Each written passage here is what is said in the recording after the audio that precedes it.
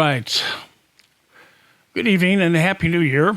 Welcome to our Homeless Perspective Live weekly update for January 2nd, 2021. I'm Tim Houchin, and I'll be your host for tonight's live broadcast, coming to you from Anaheim, California. Coming up on the program, we will review some of the top stories related to homelessness for the past week. And we've dedicated homelessness and the opioid epidemic as our main subject of discussion for the month of January. Each Saturday in January at 8 p.m., our live weekly update program will feature special guests with expertise in the areas of substance abuse and opioid addictions. This week, we will feature a replay of our December interview with Dr. Neil Schwartz. He will tell us about an impending dermatological emergency among persons experiencing homelessness and treating addiction to opiates with counseling and the drug Suboxone. And he will share with us the value of building relationships with homeless clients in substance abuse treatment. We will then ask for members in our audience to participate in discussion by sending comments and questions to us by way of text from their cell phones. We will begin responding to text messages only after our interview with Dr. Schwartz. We ask that you wait until then, and we will open up that part of the program. We will inform you at that time. When sending text messages to us, we ask that you first enter your name and the city that you're contacting us from before entering the body of your message. Now, the top homeless stories from the past week. The new city council in Chico, California, adopted an emergency ordinance to allow enforcement of rules pertaining to no camping in city parks on December 8th. Now, a Chico law firm has sent a cease and desist letter to the city challenging its decision to evict homeless campers from parks based on Ninth Circuit Appeals Court findings that it's unconstitutional to punish people sleeping there because they have nowhere else to go. Here's the story from CBS 12 Action News. Will now take action by sending out target officers to give warnings to homeless people to get out of the parks. Starting today, they'll have 72 hours to leave the park before receiving a citation. Councilmember Sean Morgan believes that this, with some other actions, will help in solving the homelessness issue. Giving people citations, which wasn't even happening, isn't going to have a lot of effect. So now if you are a habitual offender, you move from one area of the park to the next, and you just keep degrading it and ruining it, you can actually be arrested or cited as a misdemeanor. I don't think that's likely to happen very often, but the threat of it should tone down the abuses that we're seeing. Morgan says that the city will look at possible ways to put affordable housing into effect so that the homeless have a place to go. He says the council asked city staff to talk to public health to see if some of that agency's $80 million budget could be used to help with the homelessness crisis. Enforcement of that action through fines, through criminal penalties, would be illegal. It would be unconstitutional. After the new Chico City Council voted 5-2 to enforce a no camping in city parks rule by giving out citations, Attorney Corey Turner sent the city a cease and desist letter. The Ninth Circuit Court of Appeals found that the Constitution bars enforcing penalties like that against people who are sleeping outside only because they have nowhere else to go. They found that that is cruel and unusual punishment under the Constitution. Due to COVID and limited affordable housing, there is no alternative place for people in parks like this one to go to. The fact that they're coming here and they're telling people to move now without giving them any other alternative. People are just being moved around with nowhere else to go, and that's, according to the Constitution, that's cruel and unusual punishment. Turner believes punishing the homeless is counterproductive. This is also bad policy because people who have nothing can't pay fines. They're going to be put in, if they are arrested, that's going to be used, taking taxpayer dollars for law enforcement, for the courts. It's costing us money to punish people who are unsheltered. Okay, in other news, Redondo Beach Mayor Bill Brand announced that the city will soon use tiny shelters to address its unsheltered homeless persons. Each 8-foot by 8-foot pallet shelter, as they are called by their Seattle-based manufacturer, Pallet, ship and store flat and are easily assembled in minutes. Each pallet shelter can sleep 2 persons, and each is equipped with power outlets and a heater, all for about $4,900 per unit. Best of all, pallet hires only persons experiencing homelessness to manufacture its shelters. We have a video from KBC 7 News, Los Angeles. It's a small solution to a big problem. Tiny homes could be the ticket to help get homeless off the streets. Eyewitness News' Philip Palmer shows us where it's working and why this idea could be spreading. The homeless population in Redondo Beach is estimated to be under 200 people, small when compared to other cities in Southern California, but city officials want to experiment now with ways to meet a growing need.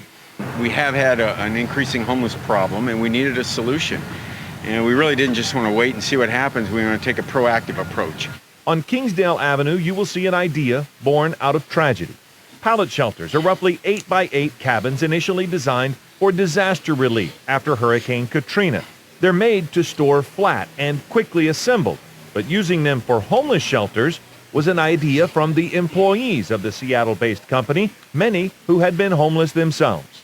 Our employees were the ones who said, this is amazing, this is exactly what's needed, is this sort of temporary stabilizing place where we can have shelter and keep our things, and that's what was missing in our story.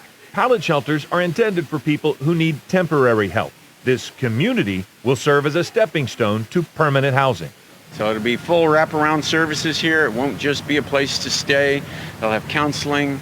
They'll have a counselor specifically assigned to them. It's not by any means easy. It's been a lot of work, but it is efficient. We're trying to get people housing ready and then permanently housed. Each unit is made of aluminum, which won't rust, should last about 10 years, and has bunk beds, shelves, heat, AC, and electrical panels. They can be easily sanitized between users. But what's most popular might be the simplest of amenities. They were so grateful to have a door and a lock because it felt like they could leave their things and go get services and not worry about their stuff. They could feel safe sleeping at night. It's a game changer. Riverside County unveiled 30 pallet units in March, and LA has several sites planned for early next year. The Redondo Beach site will be reevaluated in 6 months, and if it needs to be moved, by design, the pallet homes can go with it. Okay. Citrus Heights, California homeless advocate was honored as a local hero on Tuesday, which was National Hero Day. Alfred Snackman Sanchez also asked the city of Citrus Heights to recognize National Homeless Persons Memorial Day on December 21st, and they issued a proclamation in honor of those that had passed away in the city while experiencing homelessness. Let's look at the video from KBC 7 or KBC 10, Sacramento.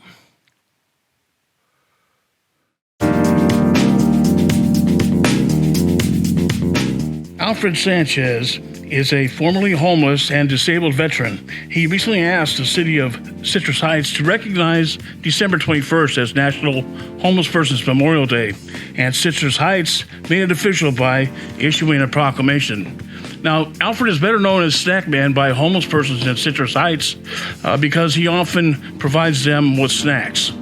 Hi, it's me, Snackman. Today is National Homeless Persons Memorial Day. The city of Citrus Heights actually signed the proclamation this year. Anyways, I'd like everybody to take a little bit of time to remember those who passed away living on our streets. Snackman's care and concern for persons experiencing homelessness in Citrus Heights is exceptional, and today he was honored as a hero by a Sacramento TV news program. We're celebrating a local hero. It's a military vet and a former homeless man living in Citrus Heights. Mark S. Allen joins us. Mark. Good morning. I love this story, and it takes a village to make it happen. I put it out on Facebook. Hey, there are heroes in real life. It's not hard to find them during this day and age. And so many people said, you should talk to that guy. That is Alfred Sanchez. To tell you more about Alfred Sanchez is that guy, City Council Member Tim Schaefer. Thanks for being with us. Introduce the world to this guy. Well, this is Alfred Sanchez. Alfred has done so much for the community here. He's a great homeless advocate. He really does a great job at being a liaison to the city on homeless issues. I can't tell you how much I appreciate this guy. He really works hard every single day, and we can see that he has his own challenges. And Mr. Sanchez actually created a special day for homeless people thanks to you. Absolutely. Well, thanks to the City Council. The City Council recognized December 21st as a Homeless Memorial Day to recognize all the homeless people that die on the streets, and we want to eliminate that if we can. All right, so Mr. Sanchez, I'm going to stay 6 feet away from you, but I do want to say good morning. Hey, good morning. Good morning, world. All right, so each and every day, despite things that probably make your life a little bit more difficult, you get out there to deliver snacks. You're known throughout Citrus Heights as the snack man. What drives you? What makes you do it? Well, really, homeless people kind of feel unloved. And so I think that's a big part of it, to go out there and show them that somebody cares about them. And I give them snacks, and through the grace of God, I've gotten some donations, provisions, tarps, and Vienna sausages, and different things, and it just makes them feel better to know that somebody actually goes out and cares about them. Well, you're an awesome human being. On behalf of Morning Blend, we're giving you a Visa gift card to go out there and get some more snacks. And you've got breakfast of your choice being delivered by us today. Happy Heroes Day, Mr. Sanchez. Oh, thank you. Woo! All right, there you go. As soon as I put this camera down, I'll be giving you a round of applause, too, trying to stay socially distanced and at the same time celebrate a hero. You got a hero? Be sure and celebrate him today. And City Council Member Schaefer, thank you so much for hanging out with us. You're quite welcome. Back to you, Walt. All right, Marcus Allen, always finding these rare gems in our community. What a good spirit, Mr. Sanchez. Thank you for doing that. Okay, coming up, we have an interview from December with Dr. Neil Schwartz from Families Together of Orange County. If you missed the interview the first time around, you surely don't want to miss it again. Later on, we're going to give our audience the opportunity to participate in our program by sending your comments and questions to us by way of text messaging us from your cell phone. And make sure you stick around for that. Dr. Neil Schwartz is coming up right after these words. A decade of war has taken an unprecedented toll on our men and women in uniform. Most veterans return to our communities as leaders, but everyone's journey home is not the same. Hundreds of thousands of our veterans are suffering from the trauma of war. Without assistance, the downward spiral can be quick and destructive. It doesn't have to be this way. At Justice for Vets, we believe that every veteran should have the opportunity for treatment and restoration. Justice for Vets is the only national organization dedicated to the expansion of veterans treatment courts. Veterans treatment courts hold our veterans accountable for their actions. By providing structure, treatment, and mentoring, these courts help our veterans and their families get their lives back on track. And veterans treatment courts work. We ask much of our men and women in uniform, and they ask little in return. It is our collective duty to come to their aid when they struggle on the home front. This not only honors their sacrifice, but makes our communities stronger. A donation to Justice for Vets helps put a veterans treatment court within reach of every veteran in need. A donation to Justice for Vets keeps veterans in treatment where they belong. A donation to Justice for Vets shows your commitment to leaving no veteran behind. A donation to Justice for Vets will help save lives, restore families, and rebuild communities. Get involved and go to justiceforvets.org. Veterans fought for our freedom. Now it's our turn to fight for theirs. Thank you.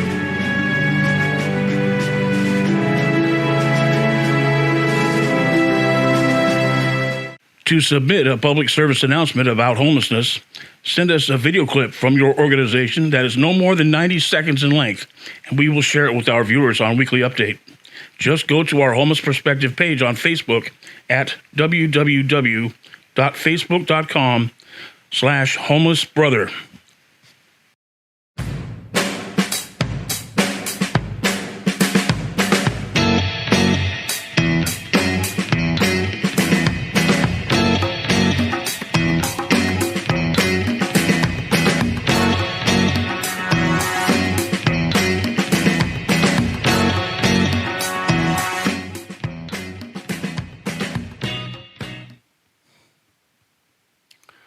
Well, all right, we're back on the Homeless Perspective Live Weekly Update. this first Saturday night in January 2021. Happy New Year, everyone. Make it a point to meet here live every Saturday night at 8 p.m. to discuss the hot button issues surrounding homelessness. In January, we'll conduct interviews with several people with various expertise in the area of homelessness and opioid addictions. This is such an important topic that we have dedicated discussion on this issue for the whole month of January.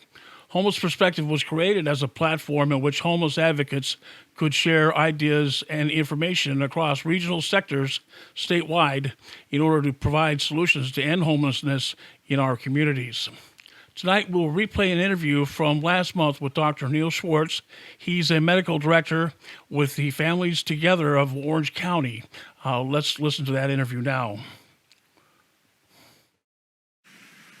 Today's guest is Dr. Neil Schwartz. He is the medical director of Families Together of Orange County. Hello, Dr. Schwartz. Tell us about yourself and what it is that you do. I'm a family practitioner, board certified. I've been board certified since 2004. I've been practicing medicine through training for about almost 20 years. And I used to have a private practice in New York City, and then I had some online practices, and now I work in a public clinic through CalOptima and at Families Together of Orange County in Tustin, California. And I was a physician here, and then I became one of the medical directors. And we have expanded into every reach of homelessness, drug addiction, just the community. We are covering the safety net of the entire community as far as I'm concerned, and our CEO keeps expanding. Doctor, can you identify for us the medical conditions most common to persons experiencing street homelessness? One of the many programs we're doing is like a dispatch service where we go out to homeless people in distress in the field. And that's one of our many services. And we have large RVs and we can take care of them medically. But for the majority of it has been abscesses, skin abscesses from using heroin needles. And, that is probably the lion's share of all the calls.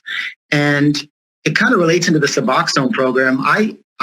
When I first started the Suboxone program, I knew nothing about Suboxone, but I said, if we could just control some of these abscesses, this is like a dermatological emergency. If we could even just do that, I would be happy with the Suboxone program, but it's gone much further than that. And it's all related. The drug, poverty, homelessness, infection, they're all just one thing called, living in a very imbalanced situation. The drugs are just part of the whole thing.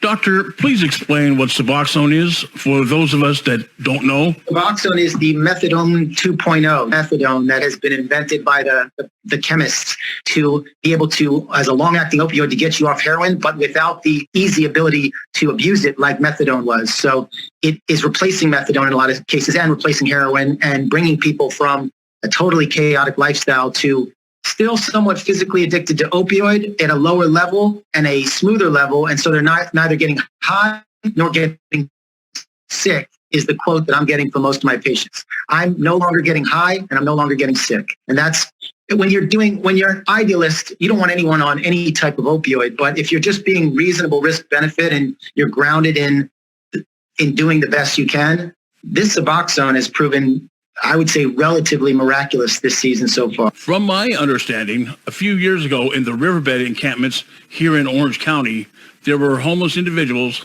homeless medics, if you will, that would perform surgical procedures on persons with abscesses right there in the encampment itself. And this sounds absolutely crazy to me. Have you heard of this happening in your experience?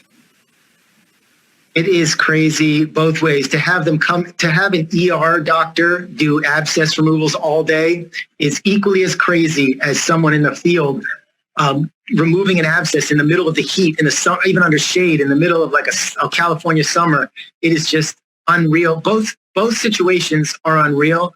And that's why I said I think we're in a bit of a dermatological crisis. And that's why I'm the solution's really to get people off the needles for not just the opioid problem, but for the infection problem. It's not what an ER doctor signed up for.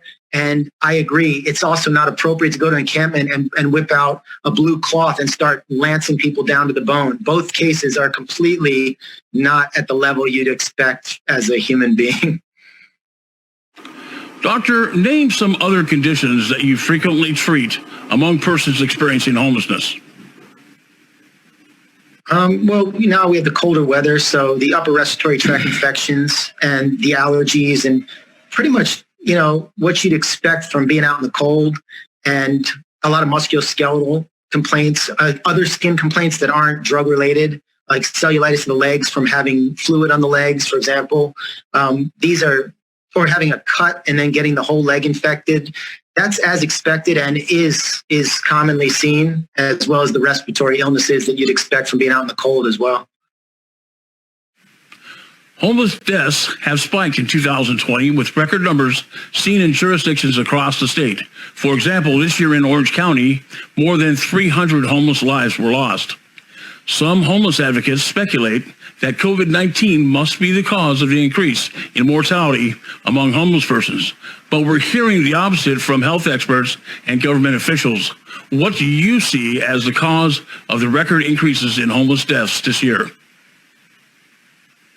Well, rather than speculate, those death reports are probably available, so we could find out what the percentage of COVID those deaths are without having to speculate on theory.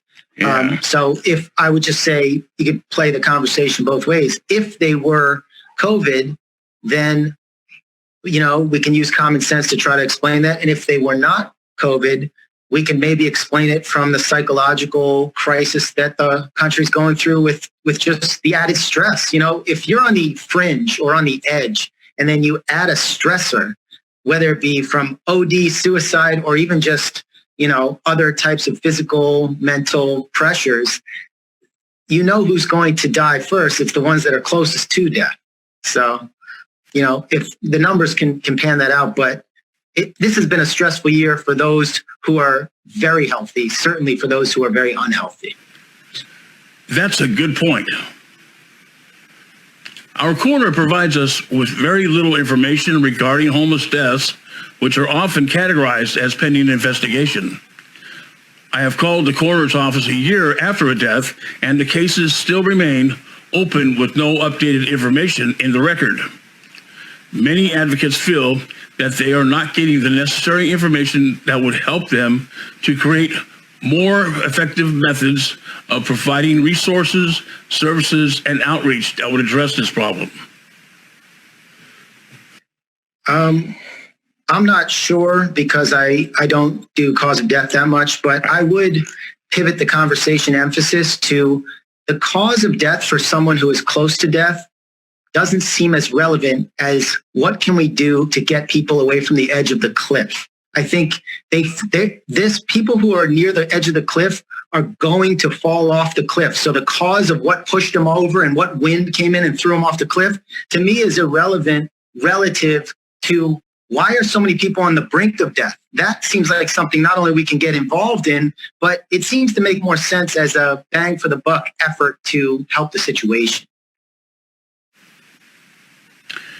Is there anyone in the medical profession that is gathering data on homeless deaths, and what data would you need to determine causes of death statistically among the homeless population?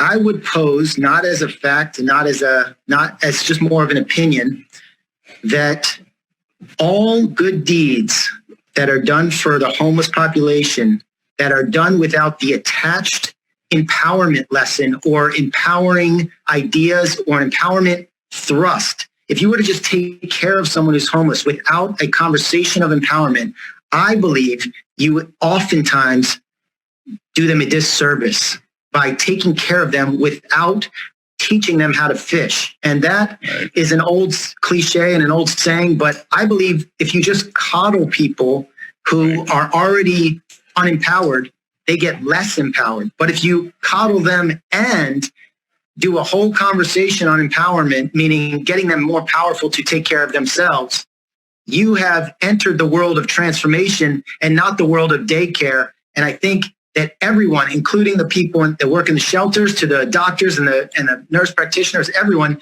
needs to have an attitude of, I'm taking care of you and going to have a conversation about empowerment every single time I speak to you. I'm not just going to take care of you. I think that's it's a psychological trick. It's a psychological way of being. And I think it should be flat toned and everyone should be on board with it. During this pandemic, we have seen Project Room Key, which places those homeless that are most vulnerable to contract COVID-19 into motel rooms. That accounts for about half of all the homeless, and the remaining half that do not qualify for Project Room Key are left on the streets to figure out how to protect themselves from the virus. What kind of sense does this make? I don't know. I don't have a strong opinion on that, but one of my feels is that a lot of the stronger ones that are on the street, maybe they wouldn't even choose to do that, or they're doing their own thing, or maybe they don't need as much as, say, someone, COVID or not, someone who's really, I know the people that I've gotten into those motels, they were otherwise incapacitated medically regardless of COVID, and they really needed like some sort of recuperative, way of recovering from whatever's going on. And, other people just might not need it, COVID or not. I don't know if someone on the street is more likely to get COVID than someone in, say, a motel with a bunch of other people in motels, and they're still mingling in the hallways. You know what I mean? I think if you're safe outside without COVID, you may still be safe outside with COVID. Just it's maybe not as much of a deal unless you're sick or like recovering from something physical. As a benefit to public health during the pandemic, what are your feelings regarding municipally authorized encampments with porta potties and hand washing stations that will provide more sanitary conditions and allow homeless persons there to practice social distancing? I think. Just during the crisis. I think during the crisis, yeah. I'm saying during the pandemic. I think there's some of these macro experiments on society, like whether to set up the tent city or whether to set up the porta potties and stuff. I think people should take a really good look at what happens when they do it. They can try it in a small area, and then if it indulges a behavior pattern that is obviously worse for the community, they should pull it back and try something else. I feel that a lot of this stuff is trial and error when it comes to the macro solutionism, and there is a behavioral pattern of humanity that does indulge when there's we want to set up homes. So if you set up things that make it feel like home, we have a nature to now encamp. And I think some of this stuff is speculation until you just try it in a small area. And then you get to see, is this community now better or worse? Or has it grown or has it shrunk? And I'd say take that data and say, listen, we got to come up with something a little more innovative than what's been done so far. And it really takes a little bit of an inventor to fix some of the tougher, nuanced problems like this. What kind of advice can you give me so that I can pass it along to persons experiencing homelessness? What advice can you give to improve their medical health and well-being? I think, homeless or not, the key to a medical center that offers a lot of wellness ideas like ours, we have, dietitians and strength training coaches and all kinds of cool wellness approaches. I think the key is a relationship. So I think everyone who's worked with patients and with homeless people will agree that the relationship is the only thing that's really healing someone. And that is what will maybe inspire them to take care of themselves. So the stronger these relationships, the more inspired they will be to take care of themselves. I think one of the reasons my Suboxone patients are doing so well is because we make it fun to come in. There's a relationship, there's a fun time. We don't take it too seriously, even though it's life or death. We try not to make it so heavy. And then you have a relationship, and that relationship, they don't want to let it down. Like they know that if they are behaving in a way that's not good for their health, then I'm going to be, I never get upset at them, but they know that I'll feel like somehow our relationship got bruised a little bit. And that is motivating, I think. So all the outreach workers, I think if they consciously focus that my impact on this person is going to be purely based on my relationship with them, then the outreach people will be empowered to have a bigger impact. You're not going to help anyone by giving them cholesterol medications. You're not going to help anyone by giving them diabetic medications. Those things are just Band-Aids. The only way you can help someone is to inspire them. And one of the ways to inspire people is through relationship. So that's the angle, I think. As far as Suboxone, is it the drug itself or the way that you are administering it that should be credited with success, as you put it? This is similar to other medications. It's both, where one gives you a quick fix and the